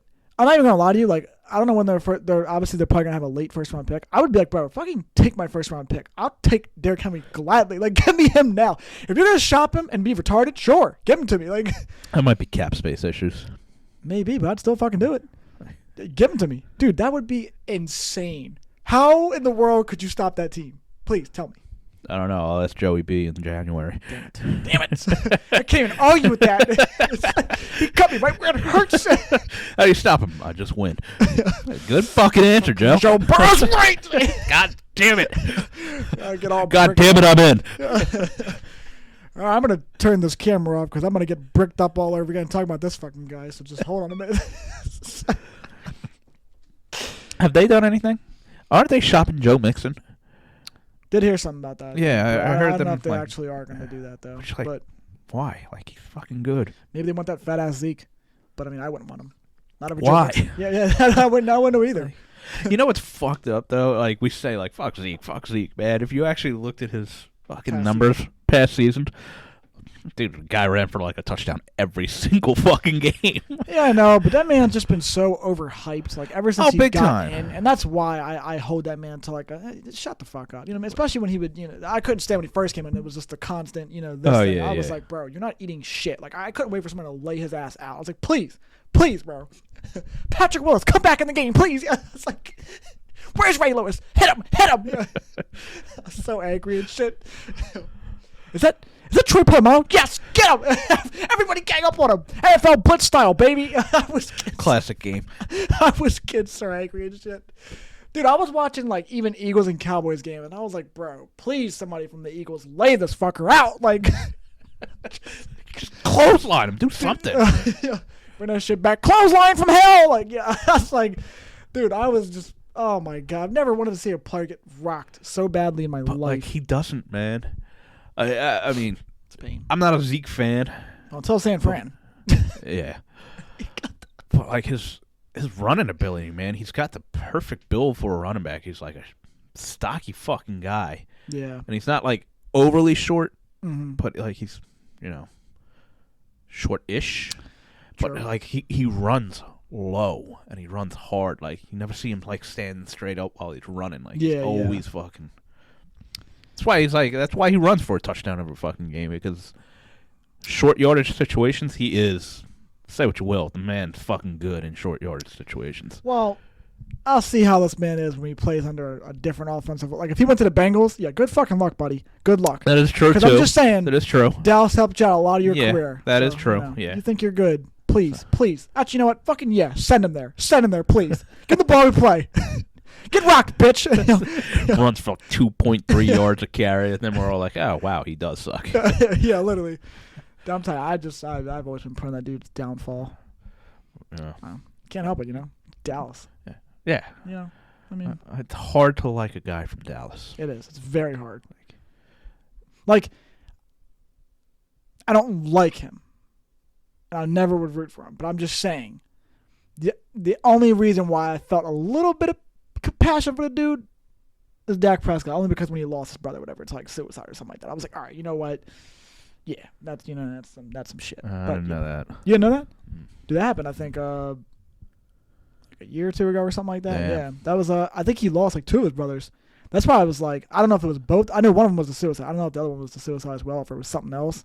But I was just kind of like, I kind of feel, because like if I had like three brothers and now I'm only down to like one, I'd be like, damn, bro. Like, and they go out that way. I'm like, shit. Like, well, yeah, I mean, it's perfectly normal to have compassion for a human, especially in a situation like that. Bro, but there's some fans out there, bro. People are fucking insane, man. Yeah. People are out of their goddamn minds, man. They go ballistic and they're all just like, no, fuck him. Like, I'm like, whoa, bro. Like, all right. Fuck him and his brothers. I wish it was him. Yeah, like, yeah, I'm like, whoa. Yo, like, I'll say some heinous shit as a joke. Sometimes. Like, and don't get me wrong, like, when people are like, oh, yeah, like, my grandmother died. I feel for you. Like, I've got compassion, but that's what humans do. We die. Like, it's not meant to be cold, but it's like just real hard facts. Like, yeah, we all die, but like, you don't want to hear a guy fucking losing two brothers, one's to suicide. Yeah, it's deep, bro. Yeah, that's fucking terrible. Yeah, because then it's like it's hard to kind of have your focus on that season on football. Yeah. I mean, no matter what you're going through. Like I was hard on when we first got that dude Nate Solder or whatever, like, and then found out that his kid was like dealing with cancer, and I was like, well, I feel like a piece of shit now. I was like, I was sitting there like bat. I mean, but granted, you don't know these things. You don't know these things. And then it came out, like, of course, after the fact. And I'm like, well, damn, okay. Like, obviously, you're not thinking about football. I wouldn't be thinking about football either. I'd be like, dude, I'm just worried about fucking making sure my kid's okay. Like, yeah, exactly. Like, that's Football's not priority number one for him right there. I'm not worried about this fucking 400-pound monster in front of my face right now. Yeah, I don't even give a shit about him. Dealing with the 400-pound fucking demon in my head right now. There's something about my kid's life. I got my kid who's fucking fighting for their lives because of cancer. Like, you never know what any of these players are going through unless it's fucking put out, you know? Yeah. Dude, what the hell was it? Somebody said something the other day, man, and I think I have it saved because I wanted to actually bring this up because it was a really good point. Now, granted, they were talking about, I think, like basketball, whatever, but it was, I just saw it and I was like, damn, bro. Like, now that I think about it, it really kind of is this way. Let me see. Okay, so maybe I didn't save it, but there's something else I would say. The thing I was gonna first talk about was this dude was talking about. He put out a tweet and he was like, "Just say it, fans." He was like, y'all want to build us up so much, and then the second we don't live up to the one night or the couple nights we don't live up to like the expectations, you're so quick and ready to like tear us down. And I was like, man, he's really not fucking lying.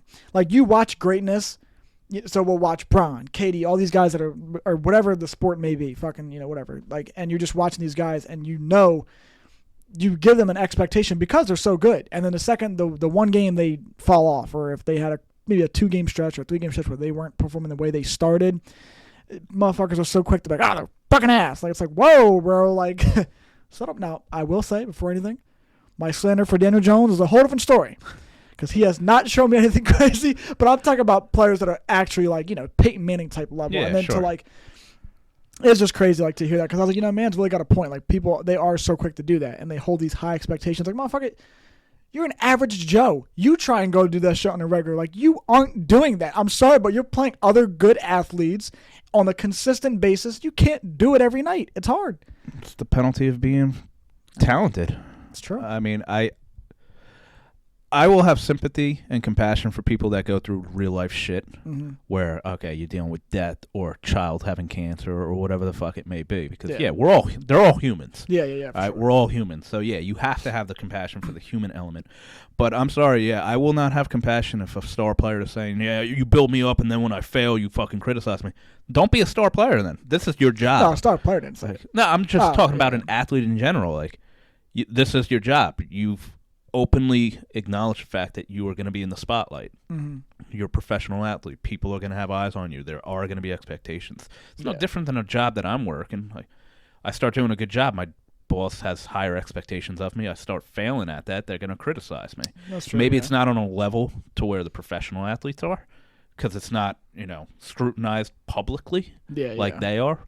So that adds a component to it. But unfortunately, LeBron, KD, I do have high expectations of you. I expect you to do it. I understand you're competing against other great athletes, but you're better. Yeah. So your expectations are higher. If you fail, we will criticize you. We will question it. If you can't handle it, don't be a professional athlete. Yeah. Those fucking bartenders need to fucking help all the time. Yeah. All right? Like, this is, unfortunately, that's the territory, and that's what comes with your job. Yeah, no, I get that. It's not the best aspect, but we all have aspects of our job that suck. I mean, no, yeah, I get what you're saying. I can honestly understand both, points of view, whatever. I just think sometimes, like I said, fans get carried away with that shit, and they do hold it to like a ridiculous. Like, sometimes it's not even expectations. It's just like they act like they're a part of the fucking team, and they get so. And I'm like, all right, bro, like, fucking calm down. You know there what I mean? is a degree to fanhood where I can understand a player getting a little fucking annoyed when they start getting into the personal shit, or you're attacking a man's integrity or personal. Right, yeah. Because how the fuck do you know how much you could really be trying out there just not having a good night? Like, bro, but we can't like every to night. sit there and be like, listen, if I'm an athlete and they're like, yo, DeMott, you fucking suck. You couldn't fucking.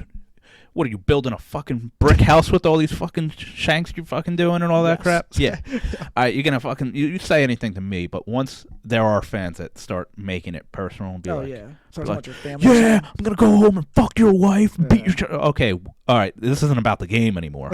Yeah. Now, like, fucking see me in the parking lot. Yeah, exactly. Now it's an issue. Like, there is a line that fans need to understand that, like, I understand.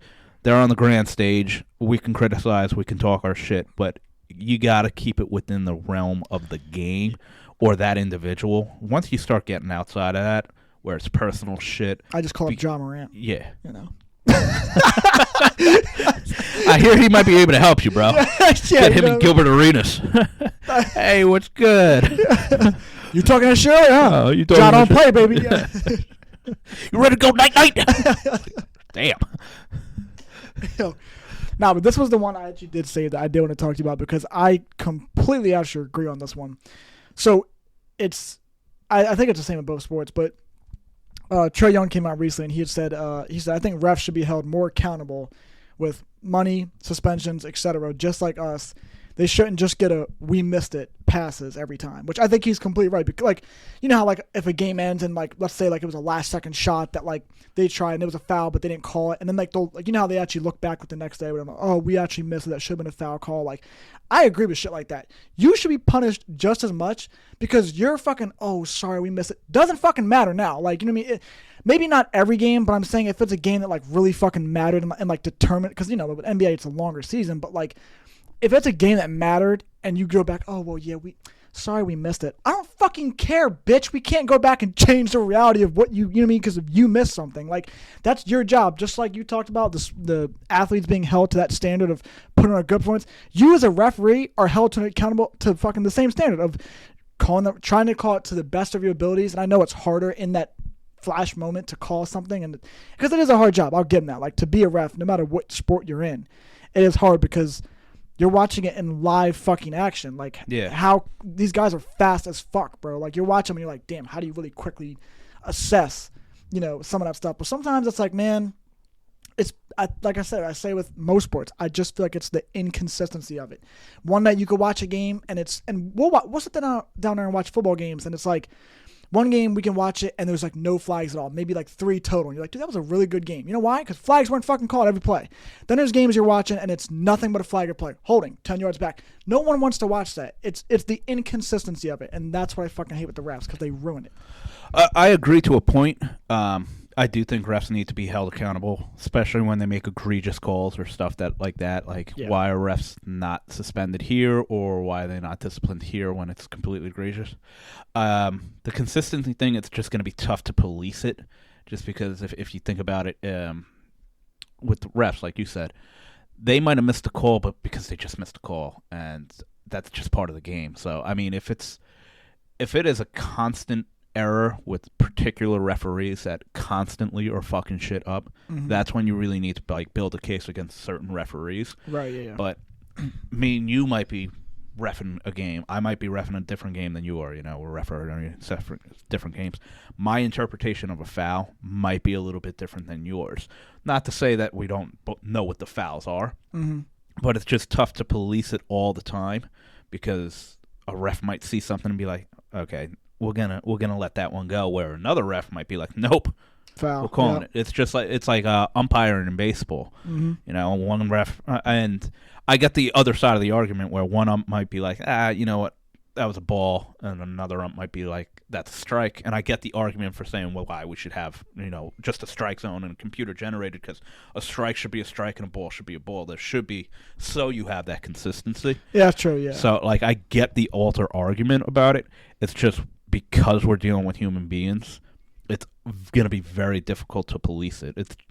Speaking of police, think about it like that. Me and you might get pulled over by different cops for the same thing. My cop might just be chill, be like, all right, hey, listen, man, here's a warning. And you might just get a cop who's like, nope, fuck you, here's a ticket, here's this ticket, and here's this ticket.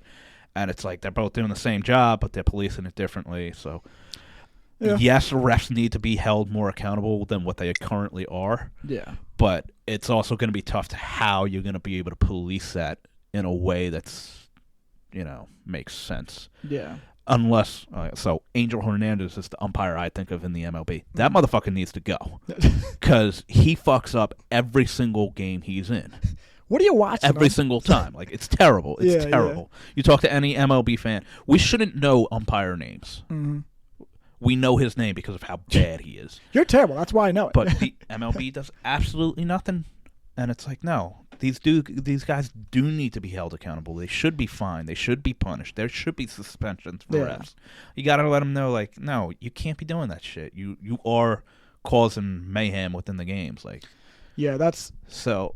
Yeah, I agree to a point, but it's just there's also other parts of it that are just also difficult. How you're going to be able to do it. Yeah, and I think I get what you're saying with the whole, because yes, in a way it is going to be tough to, like, police that, but you got to find a way. I'm sorry, but you do. You got to find a way because, like you said, there's the people out there that, like, even when you go back and you look at like that Rams and Saints game, like when that one was not called, like God. you look at it and you're just like, bro, that's fucking blatantly obvious. It's like, though. how do you miss shit, that? Like, you got to be punished for that. Like, you're fucking Stevie Wonder would have saw that and somehow been like, oh, I saw flag. Like, you know what I mean? got my vision.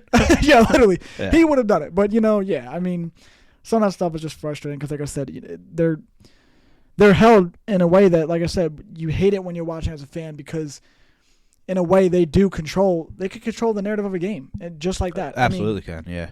It could be a back and forth game, and it's like, whoa, whoever has the ball last is gonna win this game, and then it's like, the ref calls something, and it's like, oh well, okay. For example, like the Eagles and the Chiefs game in the Super Bowl, it's like, well, you take that flag away, they're kicking they would have been kicking the field goal, whatever. You give the Eagles a chance, you know what I mean? It's like.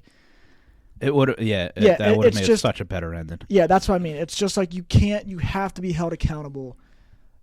Somewhere or the other, there needs to be a way that, common ground, whatever, that needs to be found some way. And see, this is why I say it's tough to police, because just using that call as most of us, myself included, it was ticky-tacky. Like, I would have let that slide, yeah. But it is a penalty. And you might get the ref, and they obviously had the ref. It's a penalty, and it sucks. But where one ref might have been like, guy, you could let that go. Mm-hmm. And another ref's like, nope, this is the rule book.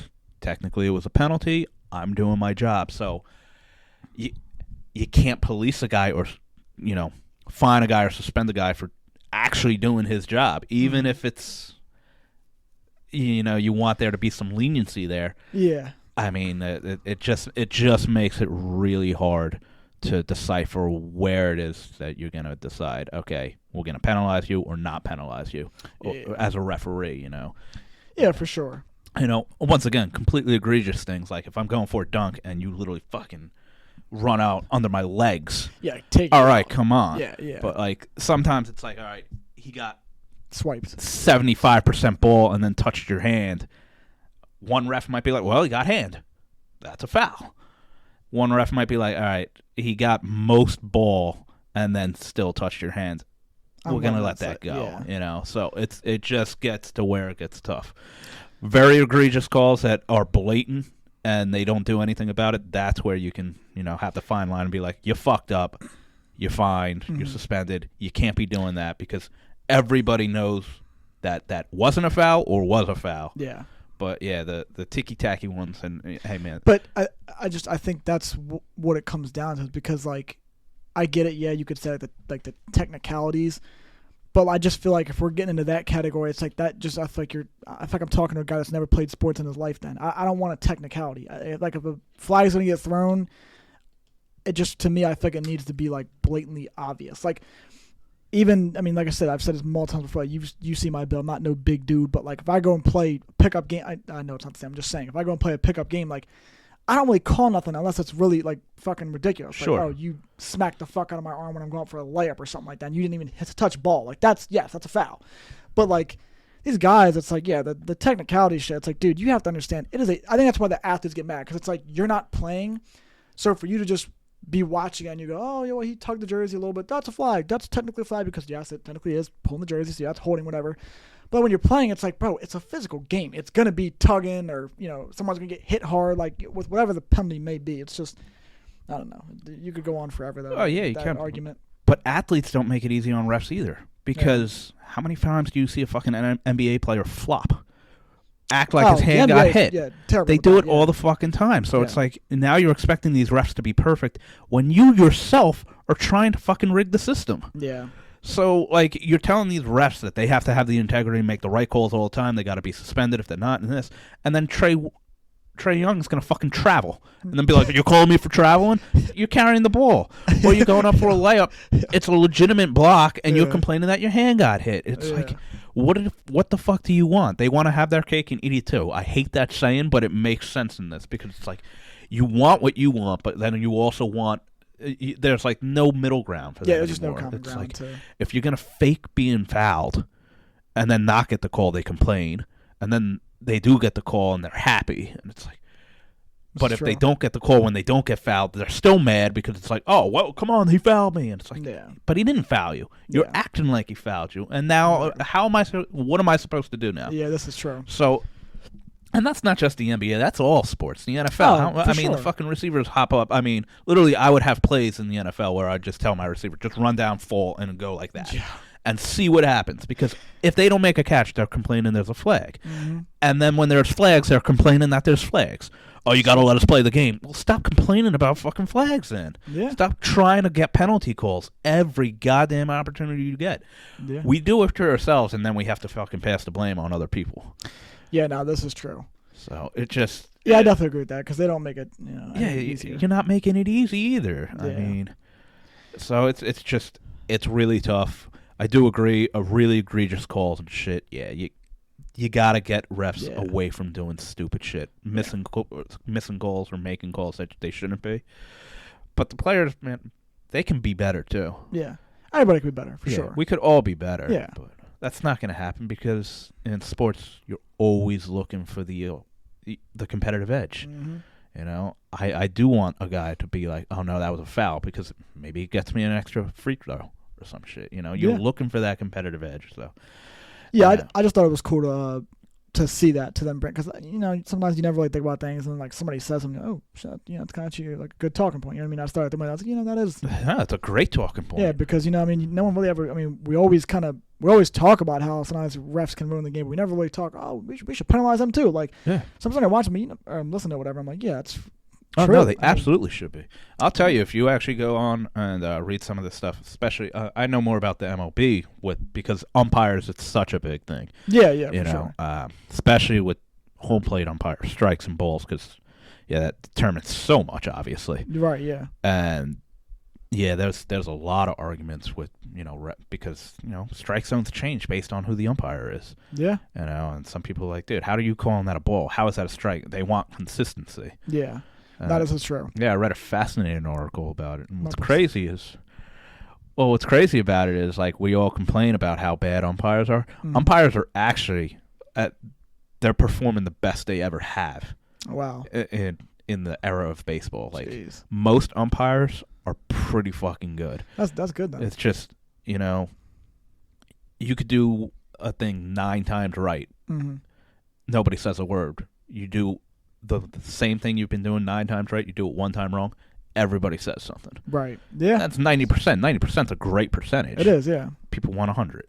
Yeah, it's true. And they want perfection. You can't always they get want perfection, and you're never going to get it. But a lot of these umps, man, like, they're actually pretty fucking solid. Right. There's actually a lot of calls that are like, no, they're making the right calls. Like, right.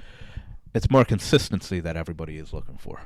Yeah, I think we all want that consistency. Yeah. I'm gonna get ready to wrap it up here though, because it is already a little bit deeper in there, Yeah. But this was a good one. It was a good one. I agree. Yeah, it was really good. You saw it all around. Yeah. I'm also fucking hungry, so.